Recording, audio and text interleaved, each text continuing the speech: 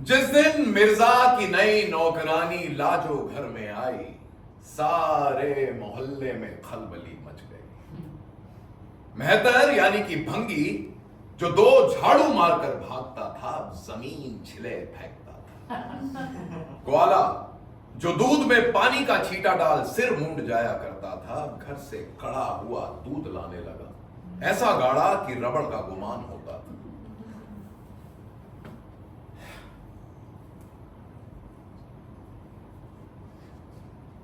न जाने किस अरमान भरी ने लाजो नाम रखा होगा। लाज और शर्म का तो लाजो की दुनिया में कोई मतलब ही ना था। न जाने कहां और किसके पेट से निकली, सड़कों पर रुलकर पली, तेरे मेरे टुकड़े खाकर इस काबिल हो गई कि छीन झपट कर पेट भर सके।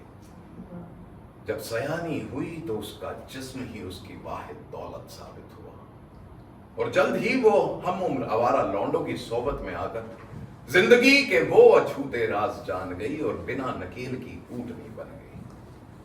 तोल मोल की तो उसे कोई परवाह ही ना थी।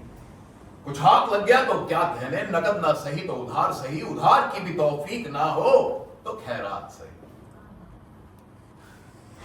यूरी, तुझे शर्म नहीं आती? लोग उससे पूछते, आती है? वो बेहयाई से शर्मा जाती।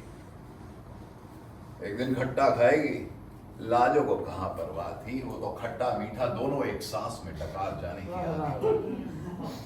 क्या भला सी मासूम शक्ल पाई थी, आंखें बिना काजल के कलौंच जैसी, छोटे छोटे दांत, मीठा रंग, क्या फिकत बरगलाने वाली चाल पाई कि लोगों की जुबानें रुक जाती और आंखें बकवास करती। ये थी हमारी लाजो। हमारे मिर्जा कुंवारे थे। अपने हाथों से रोटियां थोपते थोपते अत्तू यानी कि आमलेट हो चुके थे। उनकी एक छोटी सी बिसात खाने की दुकान थी जिसे वो जर्नल स्टोर कहा करते थे। घर जाकर ब्याह कराने का वक्त ही ना मिलता था। कभी कभी व्यापार इतना मंदा होता कि दिवाला निकलने की नौबत आ जाती, और कभी कभी इतनी टूटकर बिक्री होती कि सिर उठाने का भी वक्त ना मिलता, उस पर सहरा बांधने की बात का। हमारे बख्शी को लाजो एक बस स्टॉप पर मिली थी। बीवी पूरे दिनों से थी तो एक नौकरानी की जरूरत थी। जब बच्चा हो गया तो लाजो को मारपीट कर निकाल दिया, और लाजो तो पिटने और निकलने की आदी थी, पर बख्शी को उसकी लत सी लग चुकी थी। अब समुद्र पार बड़े मार्के की नौकरी मिल गई थी तो इसने सोचा कि क्यों ना भाई लाजो को मिर्जा के यहां छोड़ आते हैं। कंजरियों में मिट्टी फलीद करते थे मिर्जा, थोड़ा मुफ्त का माल भी चख लेंगे। लाहौर विलाक बख्शी।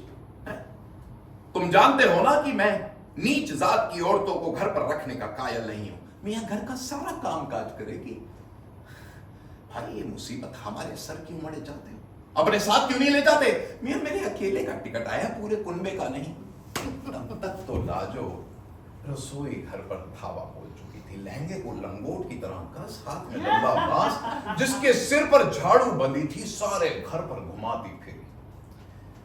बख्शी ने जब मिर्जा का फैसला सुनाया तो उसने नोटिस ही नहीं लिया और उसे पतीलियां मचान पर चढ़ाने को कही और खुद नल पर पानी भरने लगी। अरे सुन, हम तुझे ना कल घर छोड़ाते हैं। तू काहे हमें घर छोड़ाएगा? हमारा खसम ला गया क्या है? देख हम यहां से निपट लेंगे, तू अपना रास्ता। हरामजादी, नखरे किसको दिखाती है? बख्शी ने लाजो को ऐसी मोटी मोटी गालियां दी कि पलटकर लाजो ने भी बख्शी जैसे लफंगे को ऐसी तगड़ी तगड़ी गालियां दी कि उसके पसीने छूट गए। बख्शी के जाते ही मिर्जा की ऐसी सिट्टी बिट्टी गुम हुई कि वो जाकर मस्जिद में बैठ गए और सोचने लगे, क्या बला की मुसीबत गले आन पड़ी है, चोरी करेगी सो अलग। मगरिब की नमाज के बाद जब वो घर पहुंचे तो दम भर कर रह गए।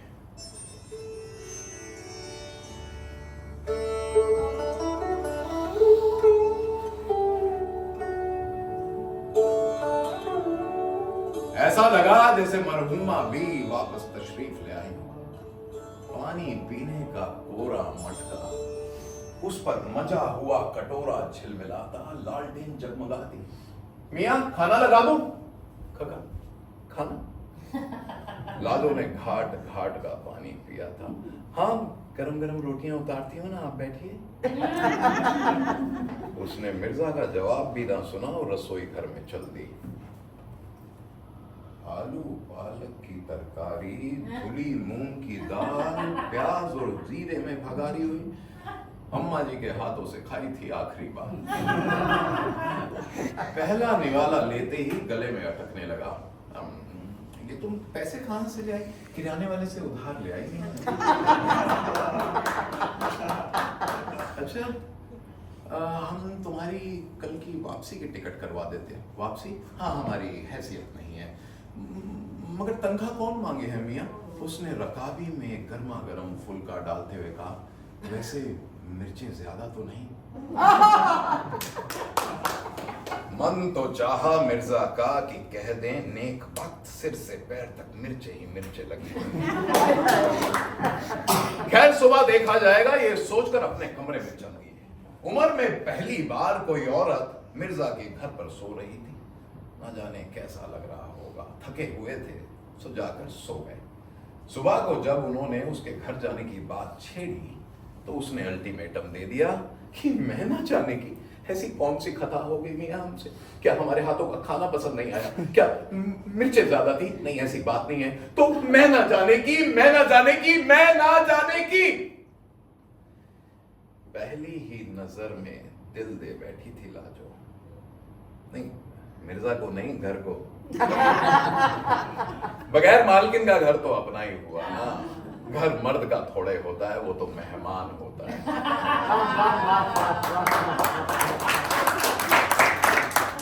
और ये पहली ही नजर में वो ताड़ गई थी कि मिर्जा नीरे भोंदू हैं। वो मेहमानों की तरह आते, जो सामने रख देती खा लेते, पैसे भी दे जाते।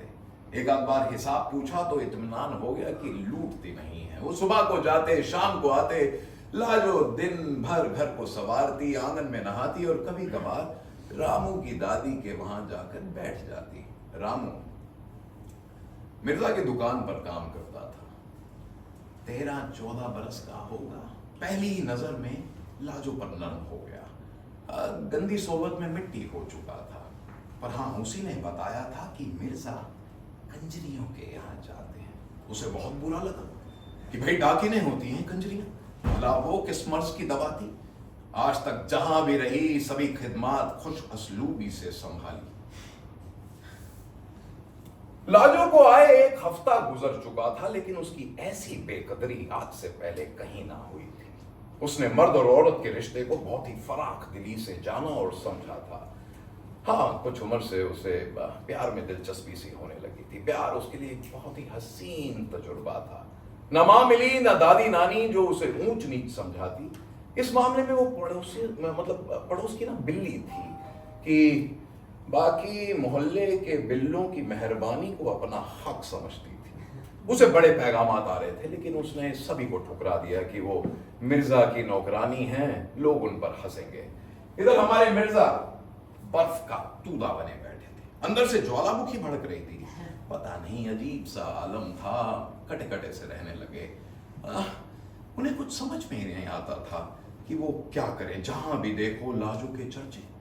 मतलब कभी उसने दूध वाले पर गोबर दे मारा, कभी बनवाड़ी का मुंह खसोट दिया। जहां भी देखो मतलब लोग बाग हथेली पर दिल लिए उसके पीछे पड़े रहते। मतलब अगर स्कूल के मास्टर जी बीच रास्ते में लाजो को मिल जाते तो उसे शिक्षा का पाठ पढ़ाने पर उतार। मस्जिद के मौलाना अगर उसके कड़ों की आवाज सुन लेते तो बलाओं को भगाने वाली आयतल कुर्सी पढ़ने लगते। ये सब सुनकर वो चिड़े हुए से कुछ घर में घुसे तो उन्होंने देखा कि लाजो अभी नहा धोकर बाहर निकली थी। उसके गीले बाल कंधे पर पड़े थे, चूल्हा फूकने की वजह से गाल तमतमा रहे थे, आंखें छलक रही थी। मिर्जा को देखते ही उसने खीसे निकाल दी। मिर्जा बड़बड़ा कर गिरने लगे। उन्होंने चुपचाप खाना खाया और जाकर मस्जिद में बैठ गए। पर दिल मिर्जा का घर पर पड़ा था। न जाने क्यों उन्हें घर की याद आने लगी। नमाज के बाद जब वो घर पहुंचे तो उन्होंने देखा लाजो दरवाजे पर खड़ी किसी से झगड़ रही थी और वो मजे ले रहा था। मिर्जा को देखा तो वो भागा। ए, ए, ए! मिर्जा ने एक शक्की शौहर की तरह पूछा, कौन था? रघुआ।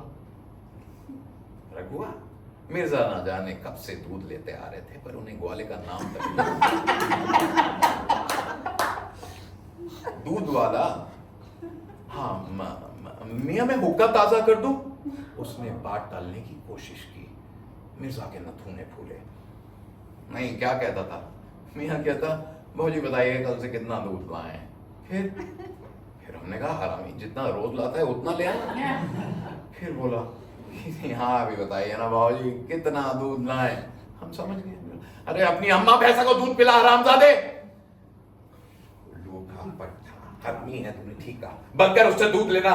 तुम ये दूध कहाँ से आएगा? हम स्टोर से वापसी में ले आया करेंगे, ठीक है। उस रात मिर्जा ने खाना खाया, बड़े ही ठस्से के साथ कलबदार कुर्ता पहना और इत्र की फुरेरी कान में अटकाए, छड़ी हाथ में संभाले खंगारते हुए निकल गए। लाजो जल भुनकर कबाब हो गई और एक पतिव्रता की तरह उन्हें जाता देखती रही और मनी मन उस कंजरी को कोसती रही। क्या मैं मिर्जा को पसंद नहीं? ऐसा तो कभी ना था। उधर कंजरी अपने दूसरे ग्राहक को निपटा रही थी कि मिर्जा बिदक कर लाला की दुकान पर बैठ गए। महंगाई और सियासी उलटफेर पर जी जलाकर झुंझलाते हुए जब घर पहुंचे तो 11 बज चुके थे। पानी की सुराही सिरहाने पड़ी थी मगर ध्यान न गया। बावर्ची खाने वाले दर्रे पर एक मटका पड़ा था। उन्होंने एक गिलास ठंडा पानी पिया, लेकिन उनकी जी की आग और भड़क गई।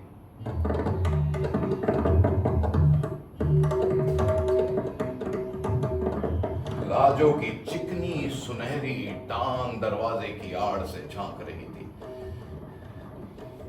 एक बेढंगी सी करवट ने उसके कड़े खनकाए और टांग और पसर दी। उन्होंने एक और गिलास चढ़ाया और लाहौल का पाठ पढ़ के पलंग पर बैठ गए। करवटे ले लेकर जिस्म छिल गया, पानी पी पी कर पेट नकारा हो गया, टांग और अडंगे मारने लगी। एक अनजाना सा खौफ गला दबोचने लगा, ना जाने कितने उधम मचाएगी ये नामुराद। तभी शैतान ने उन्हें पीछे से धकेलना शुरू किया। पलंग से दर्रे तक ना जाने कितने मील के चक्कर काट चुके थे, अब उनमें दम नहीं था। तभी एक भोला भाला सा ख्याल उनके दिल में सर उठाने लगा कि अगर लाजो की टांग इतनी खुली ना रहे तो शायद उन्हें इतनी प्यास भी ना लगे। जैसे ही ख्याल ने सिर उठाया उनकी जान में जान आई। फिर सोचने लगी कि अगर नामुराद जग गई तो क्या सोचेगी। पर अगर अपनी जान की खातिर खतरा तो मोल लेना ही पड़ता है।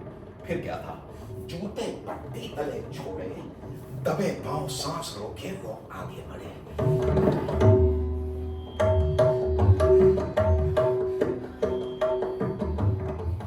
चुटकी से लहंगे की कोट पकड़कर खींच दी। फिर उन्हें पछतावा भी होने लगा, अगर गरीब को गर्मी लग रही हुई तो। बगैर फैसला कुन अंदाज में खड़े कांपते रहे, फिर दिल पर पत्थर रखकर पीछे मुड़े। अभी उनके छिटकते कदम चौखट तक पहुंचे भी ना थे कि एक अंगड़ाई के साथ लाजो ने उन्हें चा लिया। उनकी गिग्गी बन गई। उनकी ऐसी बेजा जिंदगी में ना हुई थी। वो हाय हाय करते रहे और लाजो ने उनकी लाज लूट ली।